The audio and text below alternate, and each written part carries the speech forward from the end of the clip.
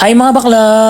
Meron nga ipinapagawa yung customer dito na medyo kakaibang style ng arrangement kaya naman una ko na nga ginawa dito yung lagayan na gagamitin ko. Gumamit nga lang pala ako ng floral foam dito at binasa ko na nga lang pala munang mabuti bago ko nga ito balutan ng pambalot ng bulaklak. Flowers and chocolate nga ang gusto ng customer dito kaya naman nagtusok na nga muna ako sa bamboo stick nitong mga chocolate pagkatapos nung nagsimula na nga din ako magtusok ng mga bulaklak. Bali dito nga pala sa arrangement na ginagawa ko ay maglalagay nga lang pala tayo ng bulaklak sa ibaba at para nga medyo kakaiba nga ay naglagay din ako ng bulaklak dito sa itaas. Gumamit lang ako dito nitong mga pink na roses, white baby roses at saka din nga pala ng mga chrysanthemum. At dito naman sa may pinakataas ay naglagay ako ng baby roses na kulay puti at chrysanthemum din na kulay pink. Hindi na nga rin ako naglagay ng roses dito para nga hindi ito mabigat. Natuwa naman yung customer sa kinalabasan nitong arrangement at sabi nga niya ibabalik nga daw ulit siya dito. Mega love shout out kay Maxine Sikinia ng Baras Rizal and shout out kay Crafts by Ems. Mega love shout out kay Jeff Soriano Ondibilla ng Nueva Ecija. Shout out kay Joby Ramos at kay Ansky Sagabay ng Madina. Yun lamang po. Salamat.